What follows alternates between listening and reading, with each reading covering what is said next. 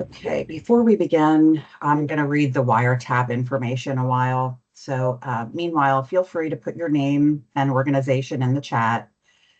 So this is the wiretap information. In accordance with the Wiretap Act, it's against the law in Pennsylvania to record oral conversations without the permission of folks involved in most circumstances. This session is being recorded for training and/or record-keeping purposes. And by participating in this session, you are consenting to the recording, retention, and use of this session.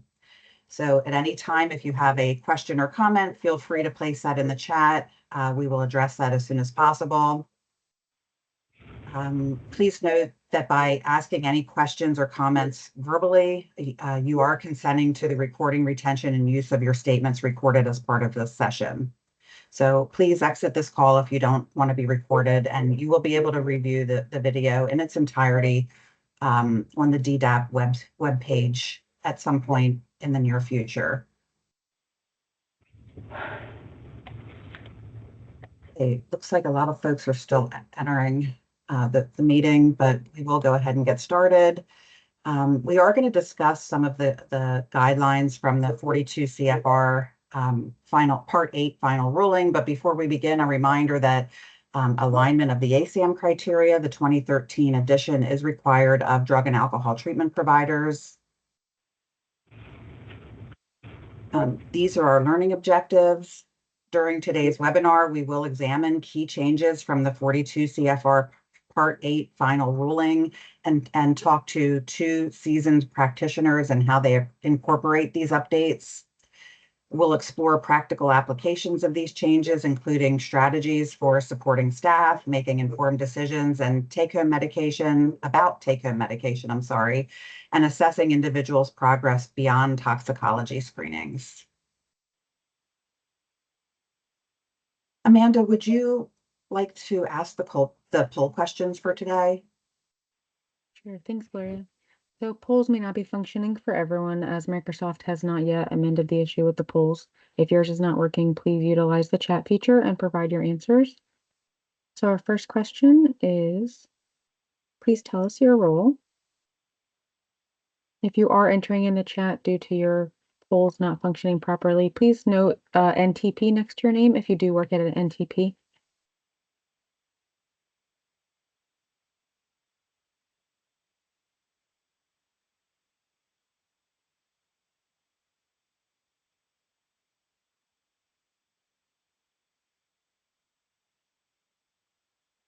And do you work for a narcotic treatment provider, yes or no?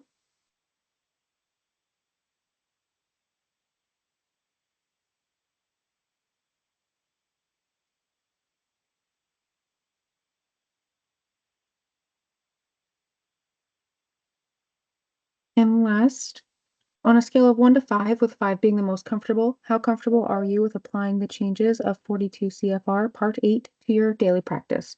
5, very comfortable. 4, somewhat comfortable. 3, neither comfortable nor uncomfortable. 2, somewhat comfortable. And 1, very uncomfortable.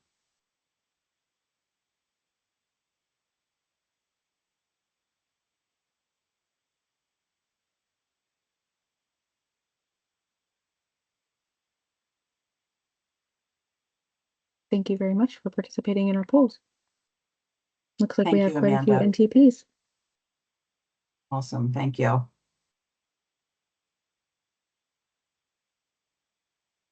Today's presentation is regarding the 42 CFR Part 8's final rule for opioid treatment programs. 42 CFR Part 2 focuses on confidentiality. If you have questions regarding consent to release information forms, please contact our licensing division at the address shown on the screen. And now I will introduce our presenters for today. Dr. Sarah Kawasaki is an associate professor in the departments of psychiatry and internal medicine at the Milton S. Hershey Pennsylvania State University College of Medicine, where she directs the opioid treatment program at the Pennsylvania Psychiatric Institute, or PPI. At Penn State, she mentors addiction medicine fellows who are trainees at Penn State's Addiction Medicine Fellowship, in addition to medical students and residents teaching about SUD prevention and treatment. She's also involved in several research projects funded by NIH, NIDA, SAMHSA, and the state of Pennsylvania. Dr. Kawasaki is board certified in internal medicine and addiction medicine, and she is passionate about providing both primary and specialty addiction care to those with substance use disorder. Elizabeth Ward is the clinical manager of PPI's AIR program, where she supervises the clinical team and oversees daily operations in the clinic. She is a licensed professional counselor with 15 years of experience working in opioid treatment programs in both Pennsylvania and New Jersey. And she finds joy in helping staff grow professionally, as well as having a front row seat to individuals' change and success throughout treatment. When not at work, Liz is busy juggling life with 3 young daughters. Before we start with the first topic, what we're going to do is have an interactive dialogue as much as possible. We may have some time toward the end of the presentation to address additional questions. As we go along, feel free to enter questions for Dr. Kawasaki and Liz in the chat, and we'll do our best to incorporate those questions into our discussion this morning. All right, now that we've set the stage, do we have Dr. Kawasaki on the call? Here.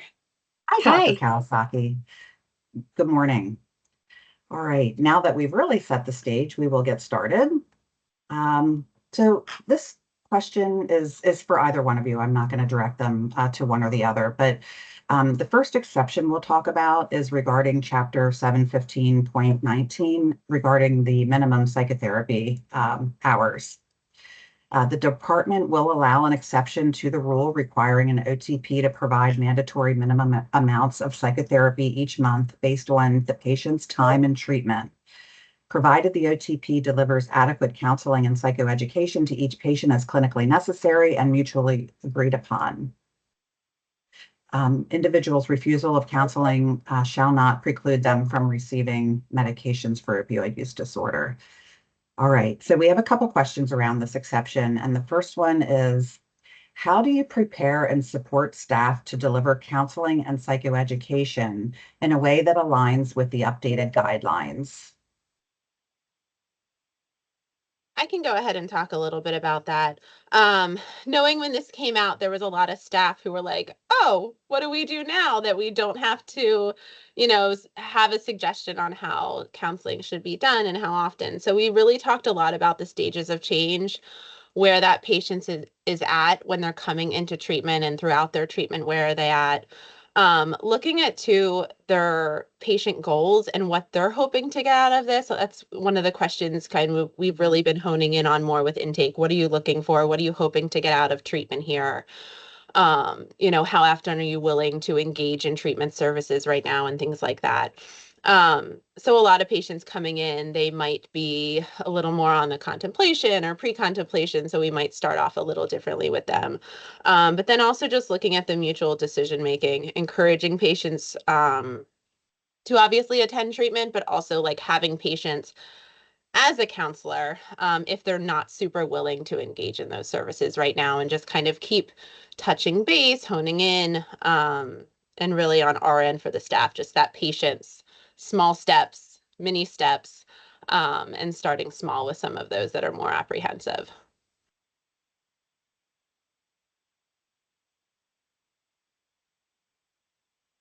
Great, thank you, Liz.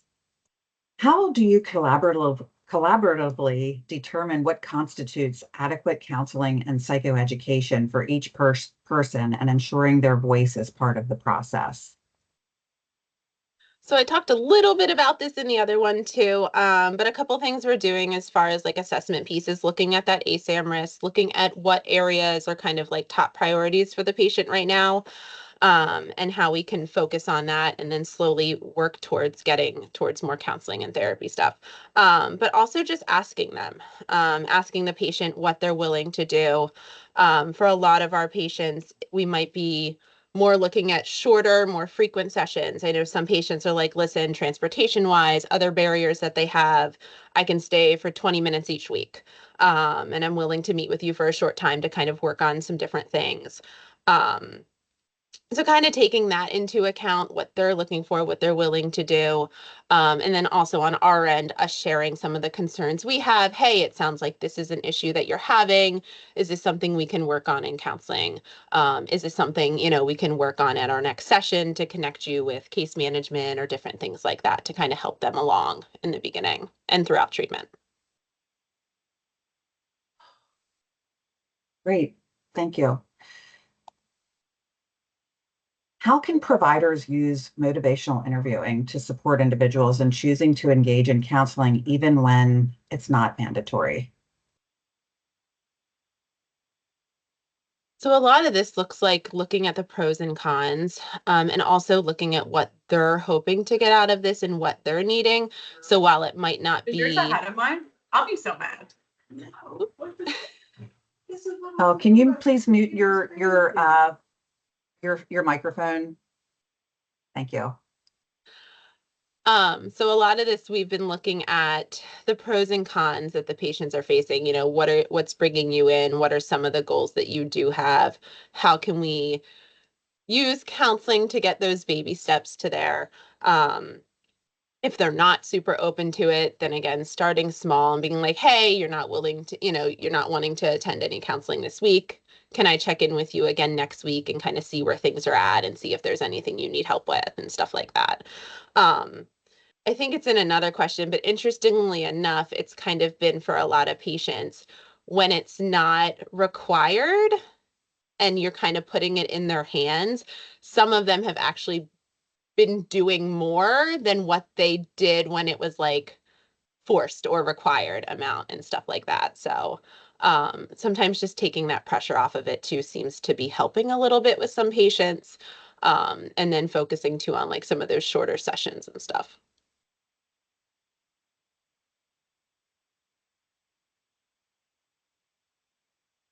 Thank you. How would you say the increased flexibility helped to reduce barriers to treatment? We have a lot of patients with transportation barriers, either getting rides or taking the bus and stuff like that, which made it hard or get a ride from somebody else who's not willing to wait for them. So some of this has helped with that too, because we're able to do some shorter sessions and maybe more frequently.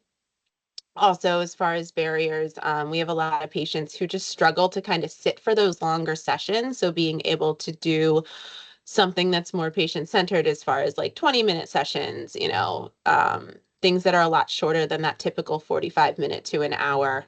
And I know I talked about it a little bit before too, but a lot of patients, there's a lot of less pushback, it seems like, for some of them, whether it's like that authority piece where you have to do 2.5 hours or you have to do, 1 hour, depending on how long you were in treatment. Putting it in their hands has been really interesting to see how a lot of them are like, hey, I want to come in every other week and see you. When they're a patient who honestly was really struggling to get in even once a month at times. So it's been really neat to see when you ask them what they want to do, what they're willing to do, what that looks like. But I definitely think the flexibility has helped with like the transportation, work schedules. We have a lot of patients who come in early in the morning for dosing and have to get out by a certain time for work. So we're kind of doing maybe more frequent check-ins for shorter time. It might not add up to the old 2.5, but again, we're getting them in, we're seeing them, which sometimes was a barrier with their work schedules and stuff like that too. Okay, great. We'll talk about the take-home medication now. The next exception is the department will allow an exception to the rule requiring timeframes for take-home medications, provided the OTP approves take-home medication only if the benefits are greater than the risks, per 42 CFR Part 8.12I. So could you please mute your microphone, please? Thank you.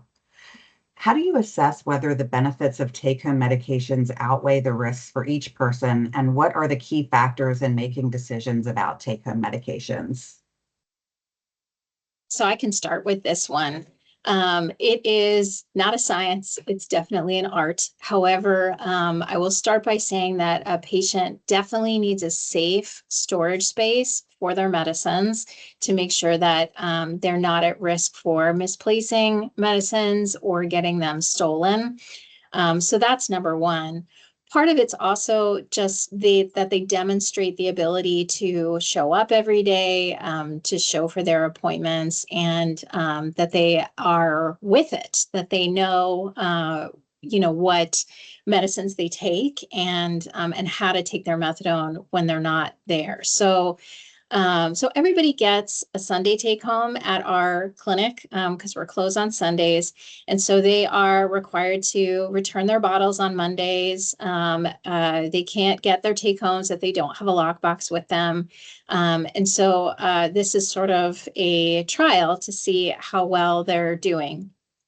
In addition, we look at what they're testing positive for. And so anybody who's testing positive for opioids or benzodiazepines, automatically when it's unprescribed and there's concern about intoxication, there may be concern that they could overdose on methadone. And so that would not be considered a safe take-home dose situation. If a patient needs a medical exception and they're also not testing positive for opioids or benzos, sometimes we'll have a chain of custody be able to accept bottles on their behalf and monitor the patient and be able to mete out the medicine themselves. And so we're really looking at different aspects of patient safety and their use patterns and their ability to show up to clinic to determine take-home bottles.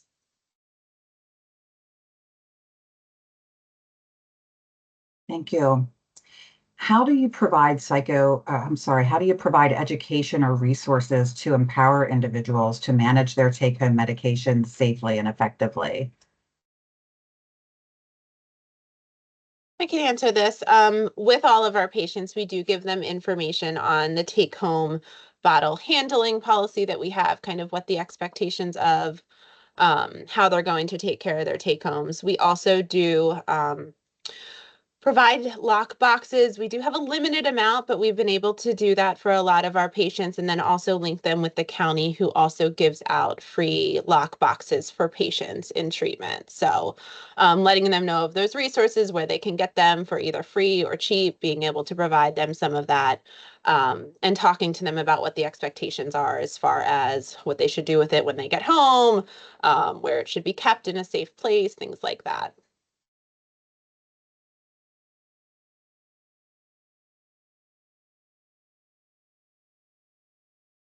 Okay, what measures are in place to address potential risks associated with extended take-home medications while maintaining a non-punitive approach? I can start with this one. So we do, so as part of the regulations, we do a number of callbacks throughout the year, which are randomly selected. Individuals who are getting more than one take home at a time understand that they are going to, throughout the year, get a certain number of randomly timed callbacks where they must present to the clinic with their used and unused doses within 24 hours of a call. If they don't show, then it is determined to be a failed callback, and then their take-home doses are rescinded. But that is one way to do monitoring for diversion. As well, whenever patients return to clinic, they have to return their empty bottles. Again, it's not foolproof, but it is a measure that we use, and we have had very few issues as long as patients understand what's required of them.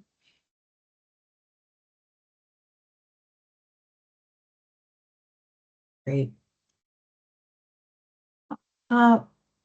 Let's go on to the dosage level at induction. The department will allow an exception to the rule requiring a doctor to decide the dosage level for a person, provided that a qualified practitioner within their licensed scope of practice to prescribe or dispense MOUD decides the dosage based on an individualized determination, and that's along with the 42 CFR Part 8, Section 8.12, H3 II.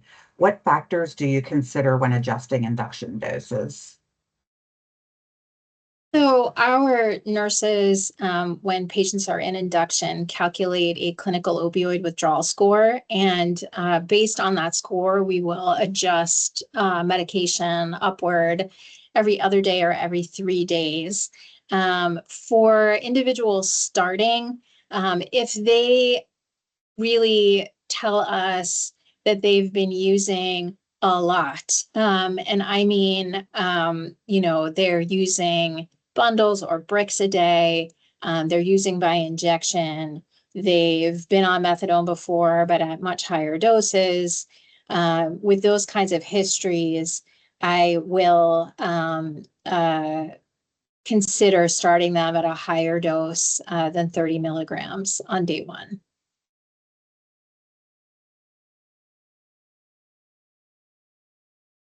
Thank you. How about the exception to the monthly urine drug screens? The department will allow an exception to testing a person's urine every month, provided that the OTP randomly conducts a saliva or urine test on each person a minimum of 8 times a year. So what are some other ways that you assess someone's progress and safety beyond toxicology screenings? So for us, I mean, it's really looking at some of their behavior too that we're seeing, right? So how often are they coming to the clinic? Are they able to get here on a regular basis? Are they showing up for appointments and things like that? I think behavior sometimes, even aside from urine screens, will tell us a lot more too. Have they been showing up? Have they been doing, what they're kind of talking about in treatment? How are they presenting when they do come in, as far as what their presentation looks like and their behavior and all of that? For a lot of patients, we'll see the progress too, like, hey, I went to this job interview, I got this stuff, or I'm going to group more and opening up and starting to share. So I think all of those things are good markers to see them engaging, how they're doing, what they're sharing about as they go through recovery.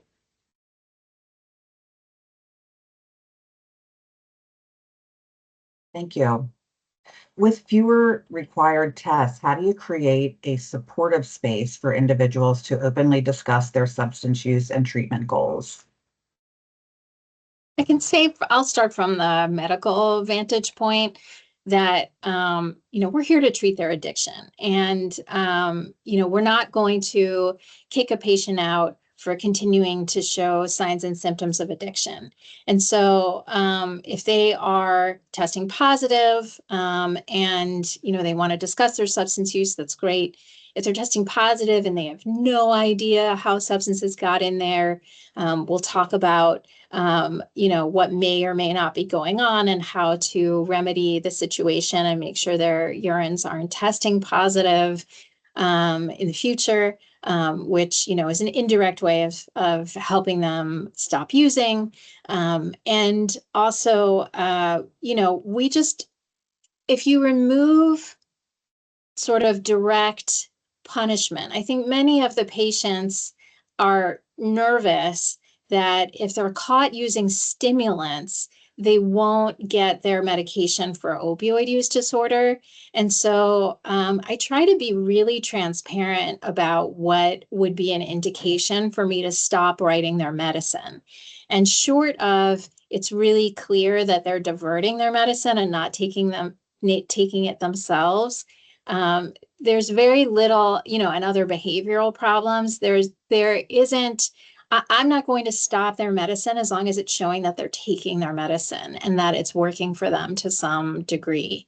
We'll continue to talk about their other illicit drug use and, just want to make sure that they're in a healthier space. But sometimes you really do have to meet patients where they are. And as long as they are treated with kindness and dignity, and we provide them a safe space to talk about their use.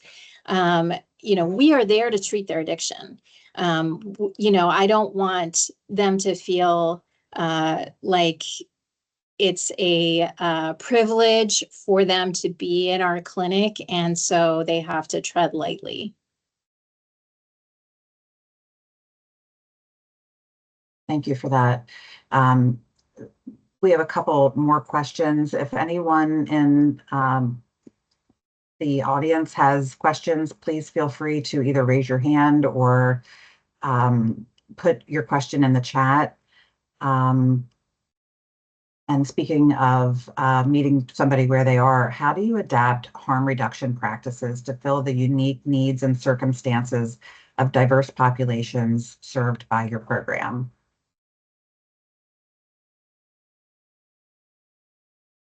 So I wish in central Pennsylvania we had services like needle exchange.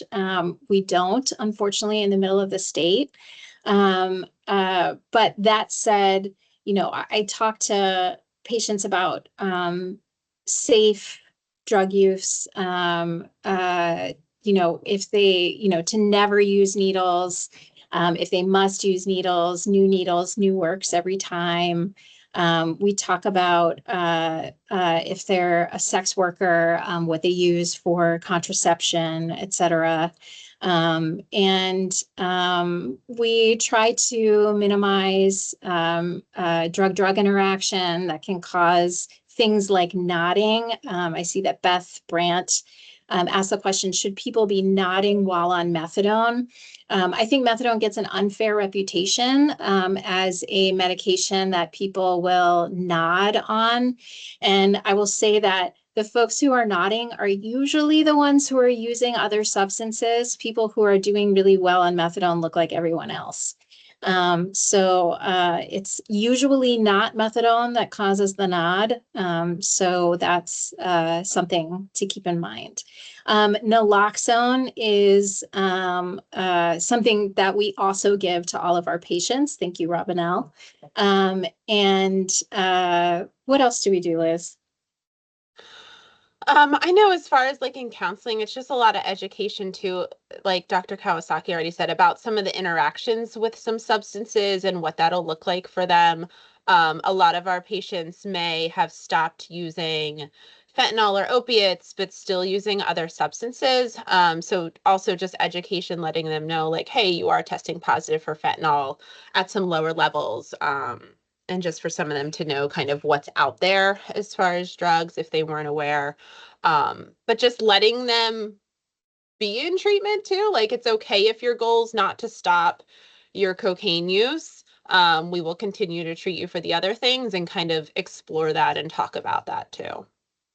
And just one more thing, in terms of, if you have concerns that there are people in your program who are nodding, have them follow up with a medical person to talk to them about it. They may have difficulty sleeping at night. Maybe they're working the night shift. Maybe they have obstructive sleep apnea. There are other reasons why people are tired sometimes, and disordered sleep is not uncommon in this population. So getting a thorough evaluation for that is important. I think the question from Vicky about who needs to transport the medication for guest dosing, we'll have to hold on to that for a licensing question. We'll take note of your question and get back to you with an answer on that. And Beth, you have a follow-up question, and I appreciate this as well. Is it possible that someone's dose is too high? It's certainly on the list of possibilities that their dose is too high. But first, a thorough evaluation needs to be done, such as, what other medications or drugs they may be taking at the same time, what their sleep is like, how long they've been on their current dose. And so all of those things need to be taken into account. I wanted to add with that really quick too. We've come across this with a lot of our patients that are prescribed other medications. And sometimes it's the adherence and understanding when they're supposed to take them in conjunction with the methadone too. We've come across this with a few patients recently. They were taking a lot of their medications for mental health treatment and other things at right around the same time. They also take the methadone, and just all of that kind of piling on them at once, and the interactions that can happen too. So sometimes staggering some of that has been helpful for some folks.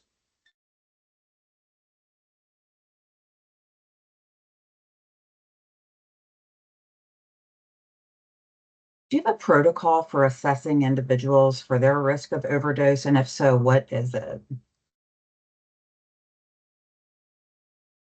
So I was go ahead. I'll start. You can add. I would say everybody who comes in is at high risk for overdose. So we assume they're at the highest risk for overdose, no matter what. And so everybody's getting the naloxone. We talk to them about different resources for patients as well. I tell them that, using opioids and using illicit opioids is as serious as a heart attack, and I take it as seriously as a heart attack. And so making sure that they get started on medications immediately and getting them to a therapeutic dose right away is important. Liz, what else? I was going to say for patients coming out of a jail setting or coming out of rehab, or even those who have been in recovery with us for a while, just reminding them and letting them know that the risk, if they were to use now, is so much higher of overdose, right? So they're used to using a certain amount, and just reminding them their body is not used to that as much anymore. So just really being cautious of that, and really being careful of potential relapse. Making sure that they have Narcan, how to use it. I know a lot of our patients are like, yeah, my significant other has Narcan too, just being smart about some of that stuff, and being aware of what their risks. Yeah. Thank you for bringing that up, because that actually jogs something in me that patients who are started on methadone usually have a very high opioid tolerance. And there are people who don't have as high opioid tolerances, such as those coming out of institutions and starting back on medicine. And so those folks we worry about, but also we worry about the intermittent users, because those guys also have a lower tolerance and have a higher chance of overdose. In Harrisburg, maybe, I think it was a year ago, there was a rash of overdose deaths from fentanyl being in the cocaine supply. And I remember getting contacted by somebody a colleague that I work with, asking, if any of my patients were affected. And my patients all have good opioid tolerance. So no, they weren't affected by cocaine being spiked by fentanyl. This would be for routine stimulant users who have no tolerance for opioids, who unfortunately passed away from overdose, unexpected fentanyl.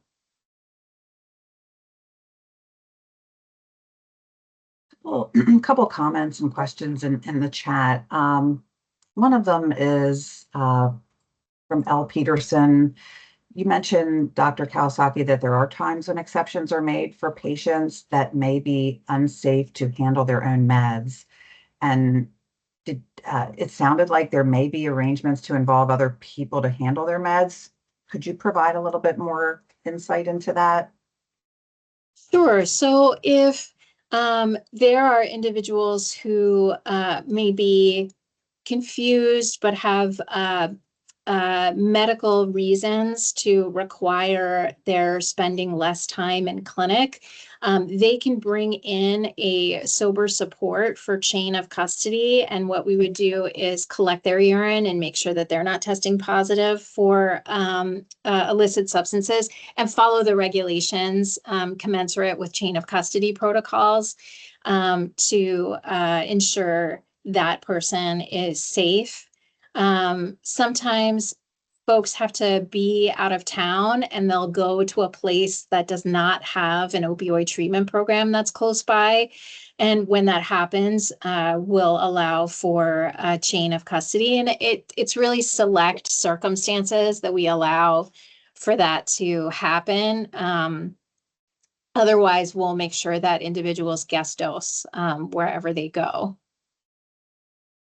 I believe someone is asking a follow-up to that, if you test the support person. Yes, if they're unlicensed, everybody gets tested.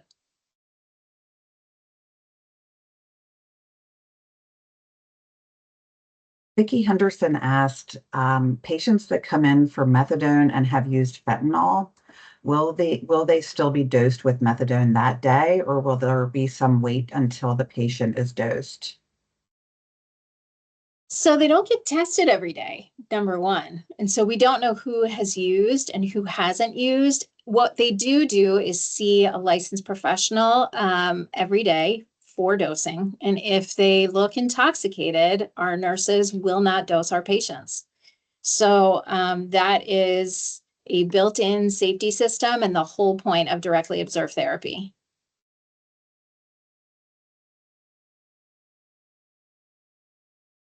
Just a quick question. While we're focusing on methadone, the exceptions apply to treatment through Suboxone as well, correct? So anything under the 42 CFR Part 8 final ruling, and we're talking about the Chapter 715 regulations, so services within opioid treatment programs. I know it sounds as simple as a yes or no, but I'm going to have to let that up to the licensing people to address after this webinar.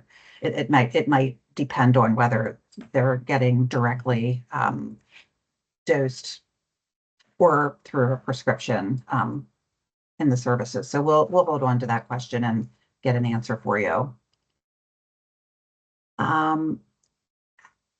Liz and Dr. Kawasaki, how do you encourage safer practices among individuals who are not yet ready for abstinence while still supporting their progress in treatment? I can talk a little bit about this initially. So for a lot of the patients, just that education piece, as far as mixing substances, medications, all of that kind of stuff. But also like letting them, know that like, hey, if you continue to show up to treatment, please keep coming, getting started on the doses, right? So the beginning doses are not usually doses that are going to be stabilizing for them. So the reality is, while they're in induction, some of them are for sure still using substances until they're comfortable and can kind of get those withdrawal symptoms handled. So just encouraging them to keep coming in every day, keep talking to us, keep talking to the nurses and the doctors about what's going on, and looking at it that way too in the beginning. Yeah, absolutely. And we use a ton of motivational interviewing in many, many different settings. And so, we know that there's a good part of them that wants to do better, which is why they're in treatment with us in the first place. And so, we just want to make sure that they are getting the support that they need and that we can help answer any questions for them and give them guidance on what could be potentially dangerous. I always joke with my patients. I mean, I always say that I am a professional worrier. I get paid to worry, but it's also my favorite activity. And I'll talk about what, my biggest worry is for them. And so that is a great approach, which anybody could steal if they want. But it is something that both relaxes patients, can endear a patient and generate therapeutic rapport. I just wanted to address Vicki's comment, how long will they wait to dose if positive for fentanyl? So fentanyl is complicated in the urine. It is actually possible to stay positive for fentanyl for many, many weeks after their last use. So the only way to assess whether a person is safe to dose for methadone is at the window with a nurse looking at them. And so if they're not appearing intoxicated and they look okay, they can get dosed. There are folks who continue to use fentanyl while they're on methadone because they are not yet at a therapeutic dose of methadone. And so that doesn't necessarily mean that they're intoxicated. It can mean that they are at a subtherapeutic dose of methadone. And I can add to that too. I know different places will test differently, but when we're talking about fentanyl and even norfentanyl, when it's kind of breaking down into the system, the confirmation test that the labs do will show us when levels are decreasing. So we can see, that patients are no longer using, but again, still testing positive for those substances. And like she said, they can last for weeks. We've had some patients with really, really low levels still a couple months later, but we're monitoring that kind of month to month to see those levels dropping.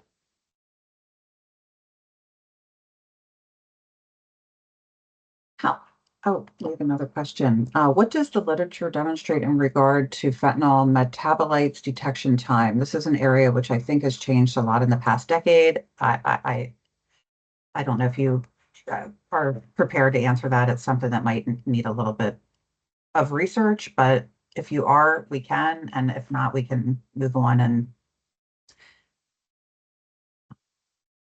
Yeah, so this is actually an area of intense research there were a couple of case series that looked at individuals who were admitted inpatient and found that it took close to a month for fentanyl to completely come out of a patient's system from their last use. So, and that's, in an inpatient setting where patients are essentially in a fishbowl. So now when they're out in the community, they may be using it more frequently. And so it would take even longer sometimes for it to come out of their system. Fentanyl, while it has a really quick half-life, has an unpredictable elimination rate because it can be stored in the fat cells. So it is not a sort of linear elimination in the body in the way that alcohol is, for example. thank you. A couple more, little more subjective questions. And again, feel free to enter any more questions. We have a little bit more time. How do you think you create a non-judgmental environment that encourages people to remain engaged in treatment, even if they experience setbacks? I know you mentioned the motivational interviewing, and but anything else that you can talk about? I mean, I can start like just from the medical, unless Liz, you want to go first. No, go ahead. You're good. Okay.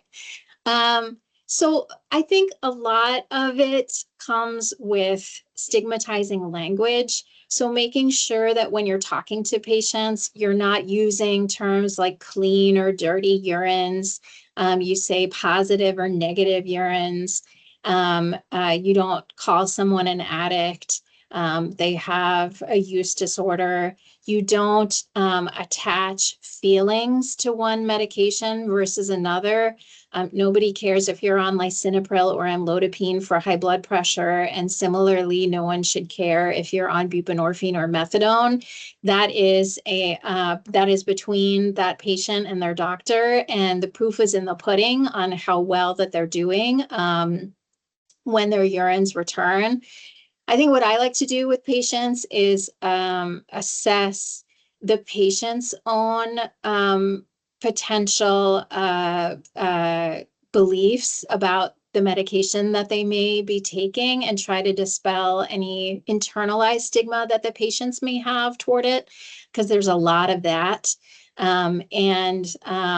They may say, oh, I'll try buprenorphine, but I never want to be on methadone.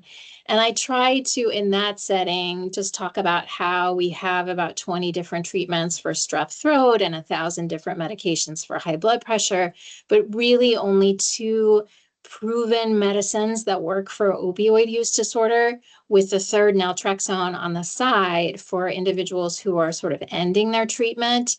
And so if somebody had cancer and were getting chemo, and the cancer was shown to be growing on a certain chemo, that they would want to change chemo. And so this is, moving from buprenorphine to methadone is not an infrequent move in our line of treatment. And so sort of counseling and calming patients, saying, if that's something that you need, we are happy to provide it. And sort of really normalizing it and saying addiction's a chronic illness, just like asthma or diabetes. And, this isn't something we can wave a magic wand over. As long as the cravings are still there, recovery is not possible. And so making sure that I help managing the cravings with the counseling team really helping with recovery. And I can add to that a little bit too. I mean, when patients are coming into treatment, a lot of them are struggling, right? So like they're not super responsible to come to appointments on time. They may not be super motivated to come to counseling or groups and stuff like that. So just working with the counselors too, like, hey, if Joe shows up outside of his counseling time, but somebody's available, like, let's still meet with them. Let's still talk to them if they ask to see somebody. Patients come late to appointments. If we're available, we're still willing to meet with them and talk with them and see what's going on. Instead of like turning them away. Oh, you missed your appointment. You weren't here on time, things like that. So really just being open about all of that while they're still kind of working on getting to a point where they have more resources and have more ability to come to appointments on time and all of that kind of stuff. And addiction is really a destruction of executive function. So, my rule of thumb is if a patient shows up within the clinic time that I have, I will see them. It doesn't matter really how late they are. As long as I'm still seeing patients, I'm willing to see them, knowing how much it took for them to get there. It's a part of the illness. So it would be wild to make the same expectations as any other regular doctor's office who will ding you for being 15 minutes late. And so we try not to do that. Get a lot of reactions there, hearts and applause. So thank you for that. And thank you, Betsy, for your comment as well, that we don't assess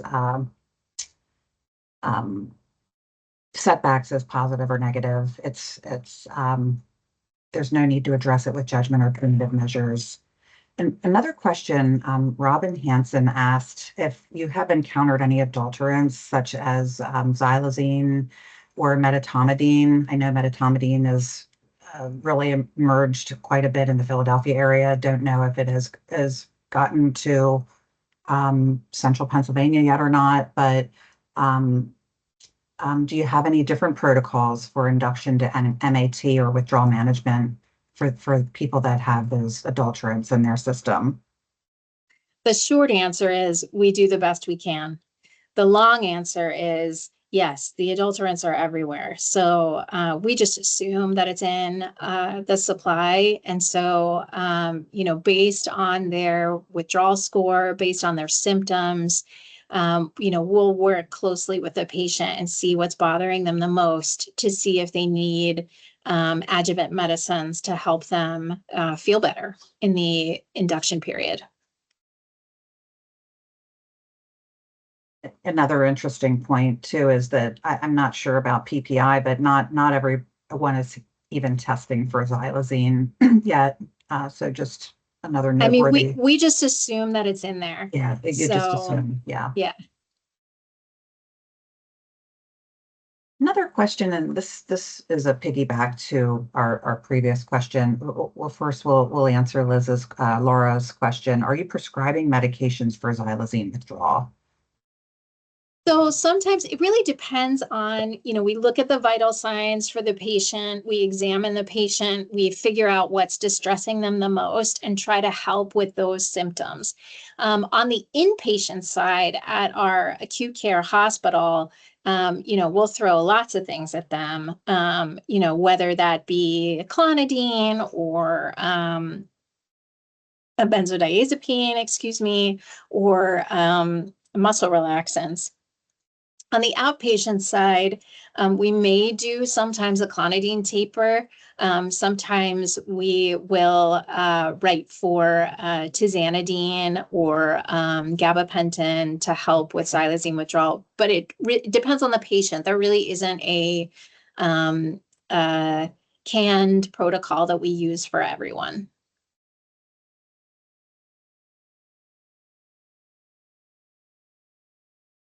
Thank you so much. One more question, kind of piggybacking off of the earlier question, and you have really addressed this to a big degree, but how do you address stigma both within the program and in the community to promote harm reduction as a compassionate and evidence-based approach? I think for us, it's really looking at the patients who are coming in and not saying like, oh, because you're on methadone, you have to do this. Because you're on Suboxone, you have to do this. And really just making it open for everybody. We also have a lot of patients that, because we offer the different medications, do kind of go back and forth between them and find what works for them. And on the doctor's end, like allowing them to kind of talk to them, work with them, see what's going on.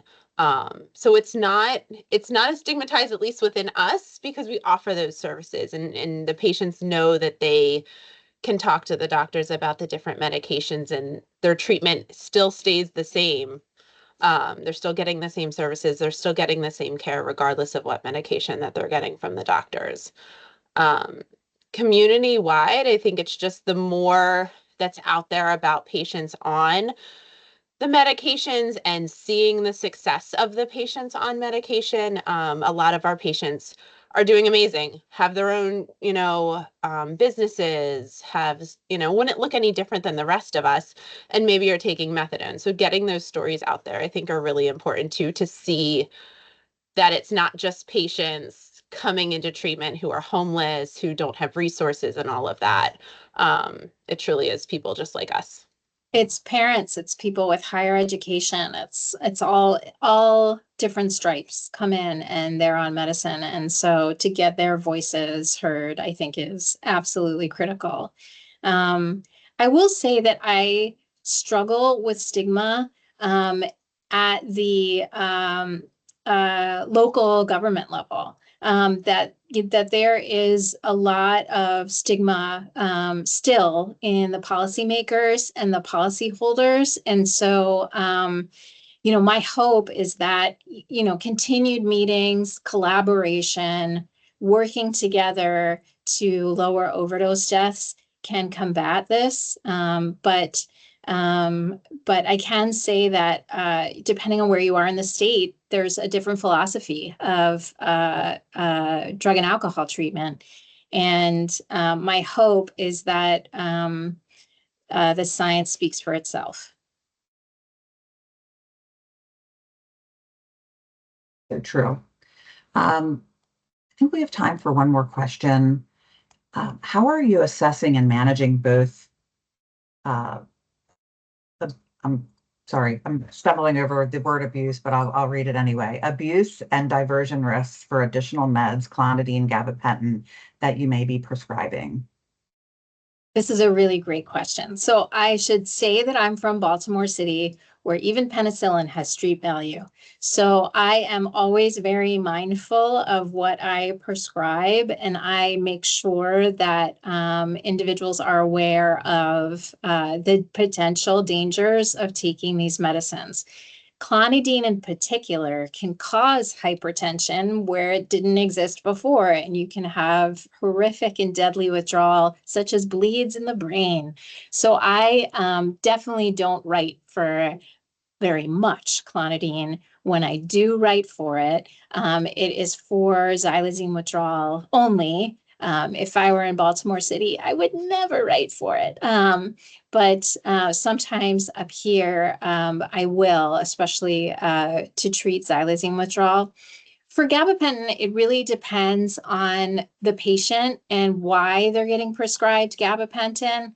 If they are otherwise drinking very heavily, there's a lot of good evidence that gabapentin can reduce heavy drinking use. If they're using benzodiazepines indiscriminately, and this is a way for them to reduce their benzodiazepine use, it can be used in that manner. We don't write for it unless it's, unless there's contraindications to other meds to help with things like anxiety or sort of hypomanic symptoms. But we don't, we're aware of the abuse potential with gabapentin and approach it with a patient, make sure we can take a look at how they're getting that prescribed, how they're picking it up, make sure they're not doctor shopping, all the aberrant related, drug related behaviors. We take all that into account. I can say that the lethality of gabapentin withdrawal is not nearly as bad as the lethality of benzodiazepine use. And so, so bearing that in mind, I'm a little more permissive about gabapentin prescribing than I am with benzodiazepine prescribing.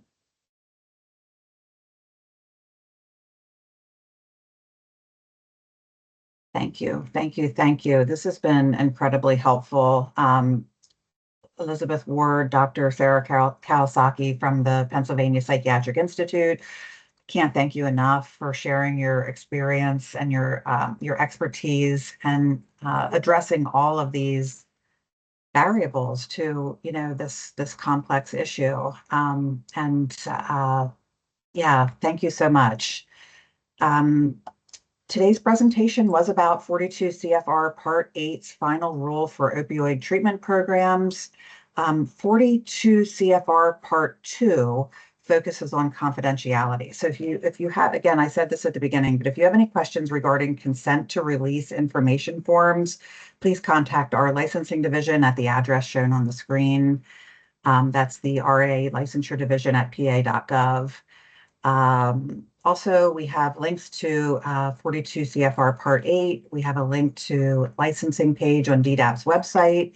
And the last link is to the alert referencing the exceptions for the final ruling of Part 8. It's my understanding that they will be, that alert will be updated at some point in the near future. Anyone on the call from licensing that wanted to make any final remarks?